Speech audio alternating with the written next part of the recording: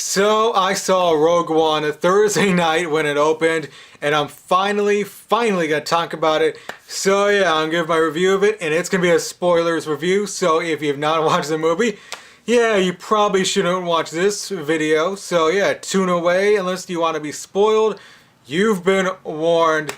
So let's go right into it, and let's get right to the third act of the movie, because the third act is what made Rogue One really awesome.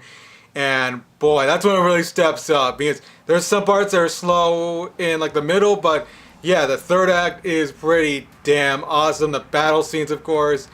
I mean, it's almost like Battlefront, of course, man. It's like it almost made me want to play Battlefront, like the Scarif like DLC, but that's $50 like you have to pay. But yeah, man, the war scenes were so awesome in this, like, in the movie. And I respect Disney and Lucasfilm a lot. I mean, yeah, I love them. I think I respect them even more because they made the decision to kill off all the characters in the movie in that battle. And yeah, that was like, I didn't really expect it that much. I mean, I thought maybe two would die, but yeah, we saw all of them die. I mean, and I did like all the characters in the movie. I thought they were pretty cool. But we saw like the first one to go was K2SO, which I love. In fact, here he is. He is so awesome in the movie. He's like a snarky C-3PO. Alan Tudyk played him great, voiced him great. He was my favorite character in the movie. And when he died, I was like, yeah, I thought he wasn't gonna die. I thought he was gonna get out of it. He kept getting shot, of course, and I was like, no, he cannot die. He cannot die. He can't kill a droid. And yeah, he does. He dies in the movie, of course. Everyone died, of course, as I said, but I mean, I shed a tear when K2SO died. I mean, I was like, and he died so heroically. All of them really died heroically. I mean, yeah, Donnie Yen, who played like Chirrut Imwe, so awesome. He's so awesome. Like, his character was so awesome in the movie. It was so cool. I mean, you see him wipe out the stormtroopers when he first comes in, of course, and stuff, and that's awesome.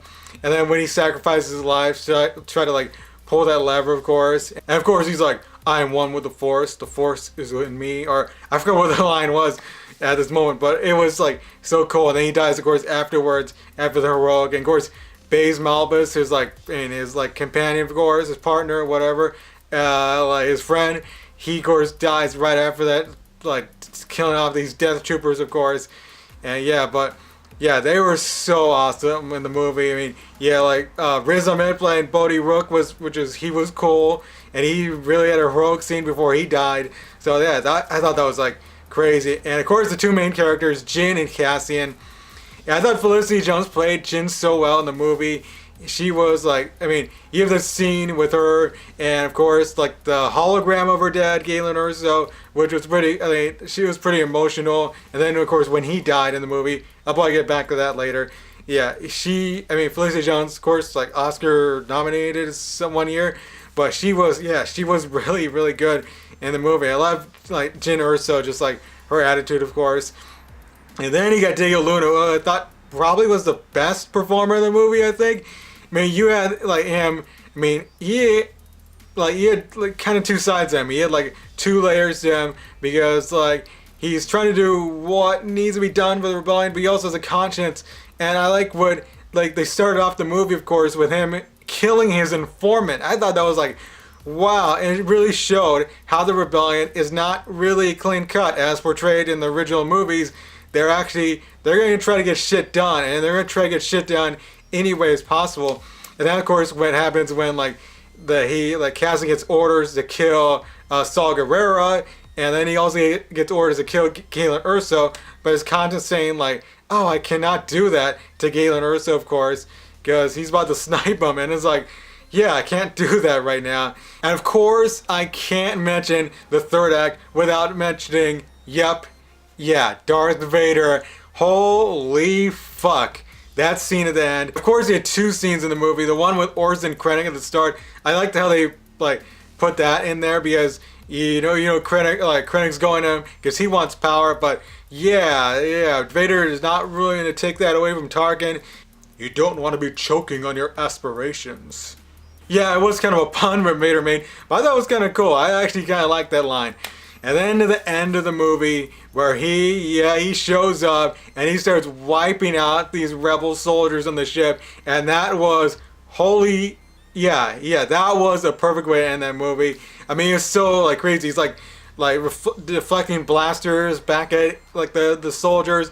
He lifts one guy to the roof of like the ceiling, then he forgets him there, and he just slices him, and he's like, whoa, my goodness. I was like, and then he has this guy he has like the plans with him, and he's like help us, save us, because the door would not open, and then he's like, no, take it, and then, oh man, Vader's like, stabs him, and his blade goes right through the door, and they have like other guys trying to run for his life, he gets shot, and then they make it out, and that Vader scene was so, holy crap, that was awesome.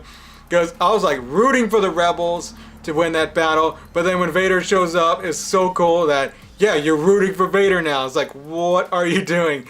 But yeah, then, of course, the Leia scene at the end, the CGI Leia, which, yeah, was kind of weird because we've seen Leia a lot, and this is a CGI form of her, but I like the way they ended with her saying it means hope, and that was awesome, and it perfectly ties into A New Hope. It was like so crazy.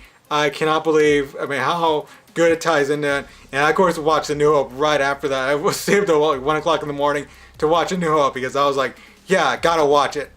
Speaking of CGI characters, of course, I have to mention Tarkin in the movie. So yeah, Grand Moff Tarkin in the movie was CGI, and I thought he was pretty good. I thought the CGI for Tarkin was pretty good. And I first heard like the rumor that they might do a CGI Tarkin in the movie. I thought it would be like a cameo, of course. Yeah, I thought that I thought it wouldn't be a good idea. But after seeing the movie, I thought it actually worked well, and he was actually more than a cameo. This Tarkin was a character in the movie, and I thought he needed to be in there. Of course he needs to be in there, because yeah, he is like just in the Death Star when it blows up. So yeah, that would make sense. Evacuate. I think you overestimate their chances. Okay, I probably didn't read that as well as Peter Cushing, but yeah, but Tarkin was, I mean, I thought he was pretty good. I mean, if you look at the eyes, it's gonna look fake, of course, but I thought the CGI for him was pretty good. I mean, yeah, what's gonna happen in the future with CGI characters? I don't even know. He had to be there to kind of like have that conversations with Krennic. And of course, I have not mentioned Krennic yet. Ben Mendelsohn played him great in the movie. I think so, because like Krennic, he's like a vulnerable guy. He's like an evil guy, but he's also vulnerable because he really wants the power in the Imperials. Of course, because his, like, the Death Star is kind of his idea, of course.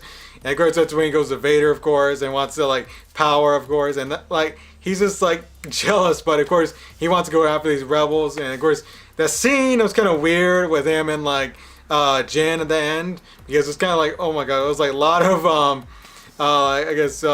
exposition, but it was actually, Ben Mendelsohn played him great. And of course, I gotta mention Forrest Whitaker as Saul Guerrera. Yeah, I thought he was good in the movie. We didn't see him that much in the movie, and I kind of expected that because in the trailers, we didn't see really Saul Guerrera that much in, like, the battle scenes. So I expect he's probably gonna die somewhere in the movie, and he does die in Jeddah.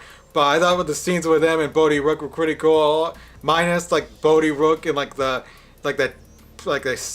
creature with tentacles. I was trying to get the truth out of him, but I thought it was effective. I thought like Forrest Whitaker was pretty cool in the movie, and so was, I thought, Mads Mikkelsen as Galen Erso. You have the scene to start with him and Krennic, which was pretty cool. The cinematography was so good in the movie, and I thought that was like one of the key elements which I thought was really good. Really what Gareth Edwards brought to this film was great. Of course, there are kind of a few negatives, and towards the middle of the movie, it does slow down some, as I mentioned, but yeah, it really picks up in the third half, of course, but I mean, it slows down, you're kind of getting a little bit, okay, let's move forward some and stuff. So yeah, that was like one of the negatives. I think one of the negatives, which I didn't think would be a negative before I saw the movie, was the opening crawl not being there.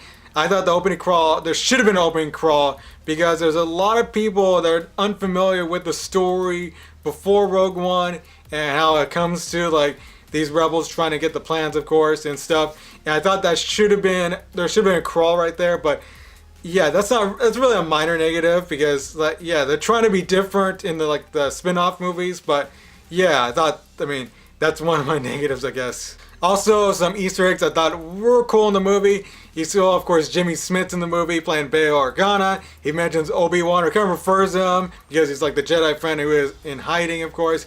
I thought that was like, yeah, I thought really was a cool cameo in the movie, of course. And then he mentions he's going to Alderaan, and I'm like, no, don't go. And I was like, yeah. And of course, C-3PO and R2-D2 made a cameo like for like a second, of course. That was pretty cool. I think their cameo would have been more like, I guess, suited for the ship maybe, but be in the background with like Leia, of course. That would have been, that would have been a better fit. We also got like a small cameo with those two characters from A New Hope. The one gets his arm cut off by like Ben Kenobi, of course, and they're in Jeddah for some reason. I don't even know, but that was a weird cameo, kind of random. They're just bumped into Jin, of course. But I was like, what the hell? I was kind of laughing at that. Of course, we saw Vader in the back of the tank, which is pretty cool if you're like a big Star Wars nerd like me. On what was the planet called? Oh, I forgot. The lava planet, Mustafar. That has to be Mustafar because that's just like his all castle and stuff. So yeah, that was pretty cool. Okay, since I'm kind of losing my voice here, I'm gonna wrap this up. So yeah, so one of the questions everybody has is Rogue One better than The Force Awakens? And that's a hard decision for me because I think, like, for me, they're almost like equal, of course. There's some things that Rogue One does that's very strong, and something that's like Force Awakens does that's better than Rogue One, like kind of vice versa. So yeah, but as of right now, after only seeing Rogue One once, I'm gonna say I like The Force Awakens just a teeny bit more. I'm not really sure. I'll have to see Rogue One again. But really what the difference was, Force Awakens really focused on the characters more. And I think one of my negatives I should add to it is Rogue One, I wish they would have maybe been a little more, like the characters should have been more developed. I think they should have been more developed, as I'm kind of messing up here. But yeah, but that's one of my minor criticisms. But I think Rogue One was really the characters serving the story, while The Force Awakens was really the story serving the characters. So yeah, but I do like Rogue One just a teeny bit more. Force Awakens is a teeny bit more, but that may change after I see Rogue One again. So yeah, that's just my kind of opinion. It's just my, like, I guess, whatever. So yeah, I just want to close out this video review by giving Rogue One, yeah, I'm going to give Rogue One a 9 out of 10. I think it's a really good movie. I really enjoyed watching it. I really loved it. So yeah, if you've seen Rogue One, tell me what you thought about it. What are your pros, what are your cons, all that stuff. So until next time, folks, I will see you guys later, and may the Force be with you. Yeah, I am out.